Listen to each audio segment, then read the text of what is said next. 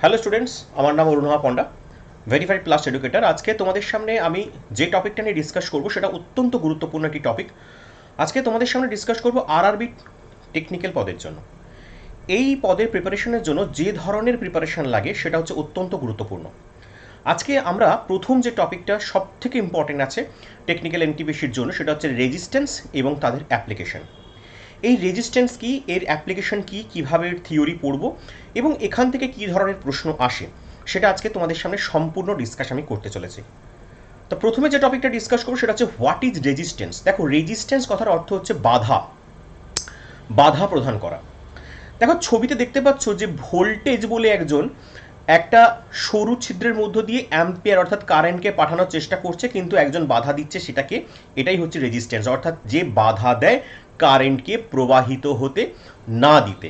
অর্থাৎ কারেন্ট যখন এক জায়গা থেকে অন্য জায়গায় যেতে চায় সেখানে যে বাধা দেয় তাকে এক কথায় আমরা রেজিস্ট্যান্স বলবো। এই রেজিস্ট্যান্সের কনসেপ্ট যদি একটু ভালো করে শিখি তাহলে আমরা ওহমস ল শিখতে হবে। ওহমস ল বলেছে ভোল্টেজ ভি এবং আই কারেন্ট এর মধ্যে সম্পর্ক, এরা পরস্পর সমানুপাতিক সম্পর্ক, অর্থাৎ ভি প্রপোর্শনাল টু আই। এই সূত্রে কখন অ্যাপ্লিকেবল না, ওহমের সূত্র তখনই অ্যাপ্লিকেবল যখন টেম্পারেচার কনস্ট্যান্ট থাকে। মনে রাখবে, ভেরি ইম্পর্টেন্ট পয়েন্ট, টেম্পারেচার যখন কনস্ট্যান্ট থাকবে এবং আদার ফিজিক্যাল কন্ডিশন মানে কি, অন্যান্য ভৌত অবস্থা সেখানে কি কি হতে পারে। ধরো টেম্পারেচার ছাড়া, ধরো হতে পারে প্রেশার, হতে পারে ক্যাটালিস্ট, হতে পারে ম্যাগনেটিক ফিল্ড, হতে পারে ইলেকট্রিক ফিল্ড। এই সমস্ত জিনিসগুলো যখন কনস্ট্যান্ট থাকবে, কনস্ট্যান্ট মানে কি, পরিবর্তন না হওয়া, স্থির থাকবে, তখন ভোল্টেজের সঙ্গে আমাদের তড়িৎ প্রবাহ আই, এই দুটো কিনা পরস্পর সমানুপাতিক সম্পর্ক হবে। কে বলেছিল? ওহম সূত্র। ওহমের সূত্র থেকে আমরা জানতে পারি।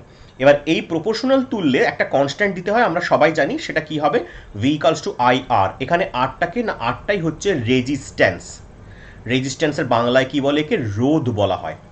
তাহলে এই রোধ যাকে আমরা রেজিস্ট্যান্স বলছি সেটা হচ্ছে বাধা, যে কিনা কারেন্ট প্রবাহ অর্থাৎ তড়িৎ প্রবাহকে কি করবে? বাধা সৃষ্টি করবে। ভালো করে আশা করি বুঝতে পারলে। এবার বলে রাখছি, এই যে পোটেনশিয়াল ডিফারেন্স বা ভোল্টেজের কথা বললাম, যে পোটেনশিয়াল ডিফারেন্সটা কি, একে আমরা মাপবো কিন্তু ভোল্ট দিয়ে, আর কারেন্ট বা যে অ্যামাউন্ট অফ কারেন্টের প্রবাহ সেটাকে মাপা হয় অ্যাম্পিয়ার দিয়ে। এবং সব থেকে ইম্পর্টেন্ট, রেজিস্ট্যান্সের ইউনিট কি? রেজিস্ট্যান্সের ইউনিট হচ্ছে ওহম। মনে রাখবে, যে সায়েন্টিস্ট এই সূত্রটা আবিষ্কার করেছিলেন ওহম, তার নাম অনুসারে কিন্তু এই সূত্রের ইউনিট, এই রেজিস্ট্যান্সের ইউনিটটা দেওয়া হয়েছে। এবার কি কি বিষয়ের ওপর এই রেজিস্ট্যান্সটা নির্ভর করে দেখো। ধরো একটা তারের ক্ষেত্রে আমরা যদি কল্পনা করি, এই তারের দৈর্ঘ্যকে আমরা এল ধরলাম এবং প্রস্থচ্ছেদের ক্ষেত্রফল অর্থাৎ এরিয়াকে আমরা ধরলাম এ। তাহলে মনে রাখবে যে পরিবাহীর রোধ সবসময় দৈর্ঘ্যের সঙ্গে, অর্থাৎ যে পরিমাণ তারটা নিয়েছো তার দৈর্ঘ্যের সঙ্গে সমানুপাতিক সম্পর্ক, এবং তার প্রস্থচ্ছেদের সঙ্গে ব্যস্তানুপাতিক হবে, অর্থাৎ এরিয়া অফ ক্রস সেকশনের সঙ্গে ব্যস্তানুপাতিক হবে। সবসময় মনে রাখবে এইটা দুটো কিন্তু অবশ্যই এরিয়া অফ ক্রস সেকশনের সঙ্গে ব্যস্তানুপাতিক সম্পর্ক, লেন্থের সঙ্গে দৈর্ঘ্যের সঙ্গে কি হবে? সমানুপাতিক। এছাড়াও মেটেরিয়াল অফ দ্য কন্ডাক্টর, মানে যে মেটেরিয়ালে এই তারটি তৈরি তার ওপর নির্ভর করে, এবং কিছুটা temperature of the conducting material, অর্থাৎ এই টেম্পারেচার যেটা আছে এই তারের সেটার উপর নির্ভর করবে। তো এই দুটো সূত্রকে যদি আমি কম্বাইন করি কি পাবো না, R proportional to L by A. Obviously এবার প্রপোর্শনাল তুললে যদি আমি একটা কনস্ট্যান্ট লাগাই সেটা হবে রো এল বাই এ। এবার এখানে রোটা কোথা থেকে এলো? রোটা এখানে কিন্তু ধ্রুবক, যাকে আমরা বলবো রেজিস্টিভিটি। ভীষণ important, resistivity of the material, যার এককটা কি না, একক কিভাবে নির্ণয় করবো দেখো। রো ইকুয়ালস টু, আমি এখান থেকে লিখছি, রো ইকুয়ালস টু আমি লিখতে পারি আর এ বাই এল, অবভিয়াসলি লিখতে পারি।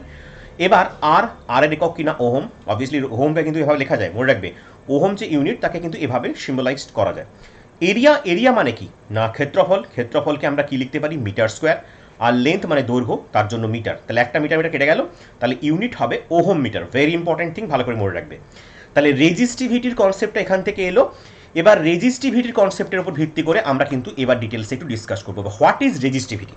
দেখো, আমি রেজিস্টিভিটি সব থেকে সহজে বুঝতে গেলে আমি এই সম্পর্কটা আবার লিখছি, R equals to rho L by A. এখান থেকে রোটা হচ্ছে রেজিস্টিভিটি, তাহলে আমি লিখতে পারি rho equals to R A by L. ডেফিনেশনে কি বলেছে? Electrical resistance offered per unit length unit cross sectional area.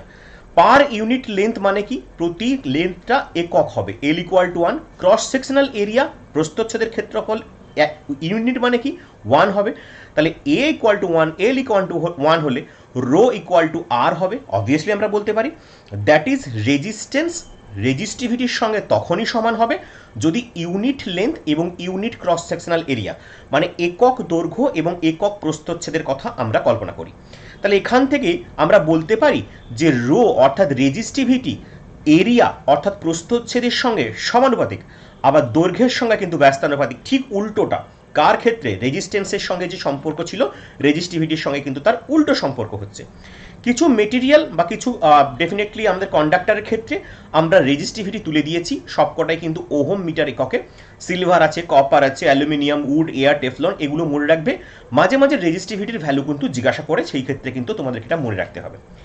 এবার সবচেয়ে ইম্পর্টেন্ট একটা জিনিস এখান থেকে প্রায় প্রশ্ন করে যে ডিটারমিনেশন অফ ইকুইভ্যালেন্ট রেজিস্ট্যান্স। এবার ইকুইভ্যালেন্ট রেজিস্ট্যান্স জিনিসটা কি? দেখো, আমাদের বাড়িতে বৈদ্যুতিক ব্যবস্থা আছে, যে ব্যবস্থার সাহায্যে আমরা সুইচে লাইট জ্বালাচ্ছি, পাখা চালাচ্ছি, টিভি চলছে, ফ্রিজ চলছে, এগুলো তো এগুলো কিভাবে কাজ করে সেটাই আমাদের আলোচ্য বিষয়। দেখো, এই রেজিস্ট্যান্সকে আমরা দুভাগে যোগ করতে পারি, এক হচ্ছে সিরিজ কানেকশন আর দুই হচ্ছে প্যারালাল কানেকশন। এই দুটোকে আমি ছবির সাহায্যে তোমাদের সামনে ব্যাখ্যা করব যাতে খুব সহজেই তোমরা বুঝতে পারো। দেখো, এইটা হচ্ছে তোমাদের প্রথম যে ছবিটা দেখতে পাচ্ছ, এটা হচ্ছে সিরিজ কানেকশনের ছবি। দেখো, বাড়িতে বিভিন্ন যে রেজিস্ট্যান্সগুলো যোগ হয় সেটা কিন্তু সিরিজে হয় না, সেটা কিন্তু প্যারালেলে হয়। আচ্ছা দেখো, সিরিজের ক্ষেত্রে কিভাবে হচ্ছে, ধরো একটা এ পয়েন্ট আর একটা বি পয়েন্ট, এ পয়েন্ট থেকে বি পয়েন্টে যদি কারেন্ট যেতে চায় তখন কি হবে, একটি মাত্র পথ অবলম্বন করবে। প্রথমে R1, তারপরে R2, তারপরে R3, তারপরে R4 এর মধ্যে দিয়ে গিয়ে বিতে পৌঁছবে। কিন্তু মনে করো যে এখানে যদি একটা কোনো একটা রেজিস্ট্যান্স, সাপোজ R3 রেজিস্ট্যান্সটায় কোনো প্রবলেম এসছে, তো এই প্রবলেমের জন্য এই রেজিস্ট্যান্সটা কাজ করবে না, তাহলে R1 থেকে R2 তে তো আসবে কিন্তু R3 এর মধ্যে যাবে না। তাই ফলে কি হবে, বিতে কিন্তু এই তড়িৎ প্রবাহটা পৌঁছবে না। এই কারণে যে কোনো বাড়ির বৈদ্যুতিক ব্যবস্থা এই সিস্টেমে করা হয় না। কেন না, তাহলে কি হবে, একটা যদি কোনো সুইচ খারাপ হয়ে যায় বা একটা কোনো পয়েন্ট খারাপ হয়ে যায় তাহলে বাকিগুলো কিন্তু কাজ করবে না। আর এক্ষেত্রে ইকুইভ্যালেন্ট রেজিস্ট্যান্স মানে তুল্য রোধ কি করে বের করব না, আর সমান যতগুলো রেজিস্ট্যান্স আছে তার যোগফল। দেখতেই পাচ্ছ ডট ডট করে, এখানেও লেখা আছে, তোমরা দেখতে পাচ্ছ যে আর টোটাল সমান R1 plus R2 plus R3, এভাবে কিন্তু আমরা বের করব। এটা কিন্তু শুধুমাত্র সিরিজের ক্ষেত্রে। ধরো উদাহরণ দিচ্ছি, ধরো বললো 2 ওহম, 3 ওহম, 4 ওহম এবং 6 ওহম, এইগুলোকে আমরা সিরিজে যোগ করলাম, তাহলে তুল্য রোধ কত? তাহলে যোগ করে তো 2 যুক্ত 3 যুক্ত 4 যুক্ত 6, তাহলে ডেফিনেটলি কত হচ্ছে, 6 4 10 3 13 2 15 ওহম, তাহলে ডেফিনেটলি এর এক্সাম্পল কি হবে, 15 ওহম।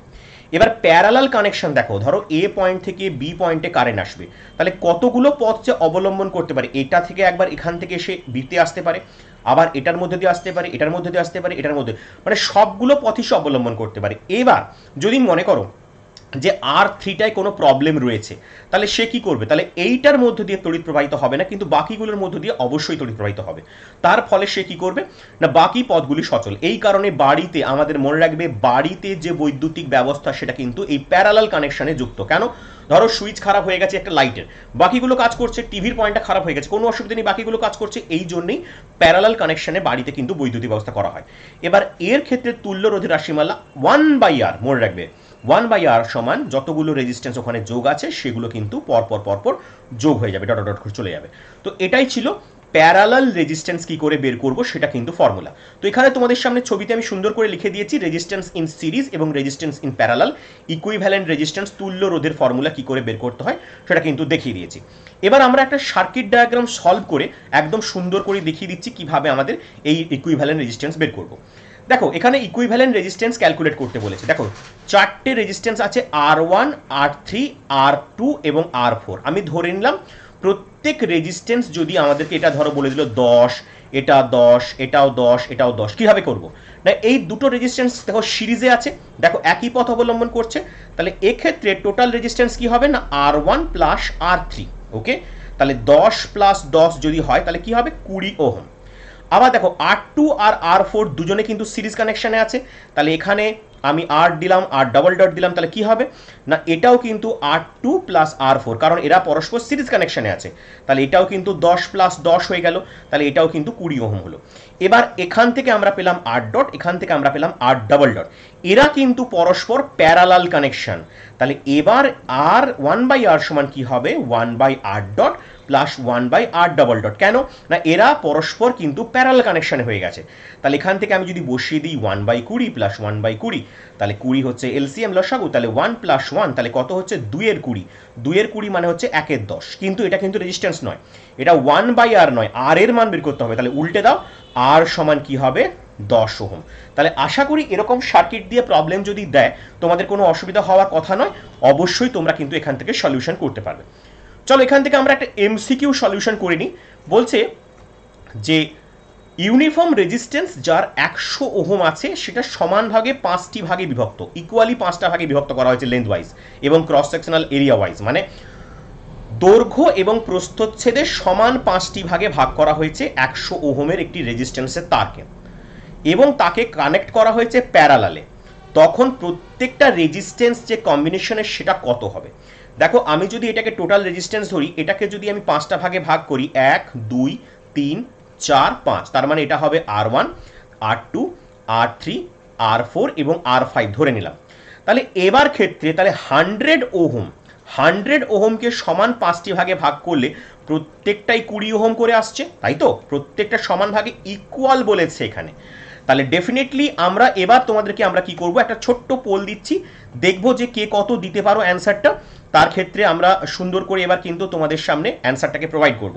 ছোট্ট একটু এক্সপ্লেনেশনও করে দিয়েছি, আশা করি সুন্দরভাবে এটা করতে পারবে। তাহলে কোনটা সঠিক উত্তর এবিসিডির মধ্যে আশা করি হয়ে গেছে এতক্ষণে। চলো আমরা এবার দেখে নিই অ্যান্সারটা কি আছে। না ডেফিনেটলি অ্যান্সার কি হবে এবার ক্যালকুলেশন করছে। প্রত্যেকটা যদি 20 ওহম হয় তাহলে 1/r সমান কি হবে, 1/r1 plus 1/r2 plus 1/r3 plus 1/r4 এবং প্লাস 1/r5, 5টা ভাগে ভাগ করা হয়েছে, প্রত্যেকটাই 20, তাহলে 1 এর 20 20, প্রত্যেকটার ক্ষেত্রে 1 এর 20 লিখে যাব, এবং ডেফিনেটলি এলসিএম তো 20 হবে, প্রত্যেকে উপরে 1 করে আছে, তাহলে 5টা যোগ করলে 5, তাহলে 5 এর 20 ওহম। বাট এটা কিন্তু রেজিস্ট্যান্স নয়, 1/r এর মান এটা, দেয়ারফোর আর সমান কি হবে 20 এর 5, তাহলে কাটাকাটি করলে কি হবে 4 ওহম। সঠিক উত্তর 4 ওহম। দেখো এখানে কিন্তু অপশন বিতে তোমাদের সঠিক উত্তর কিন্তু 4 ওহম রয়েছে। তো আশা করি বুঝতে পারলে এভাবেই কিন্তু তোমাদেরকে এই ক্যালকুলেশনগুলো করতে হবে, এবং পরবর্তীকালে এনটিপিসির যে প্রিভিয়াস ইয়ার্সে যে ধরনের প্রশ্ন এখান থেকে এসেছে এই টপিক থেকে, সেগুলো কিন্তু আমি তোমাদেরকে করিয়ে দেবো। আশা করি এই টপিকটা ক্লিয়ার হলো। চলো আজকের মতো এতটাই, দেখা হবে নেক্সট টপিকের জন্য, অবশ্যই সঙ্গে থেকো।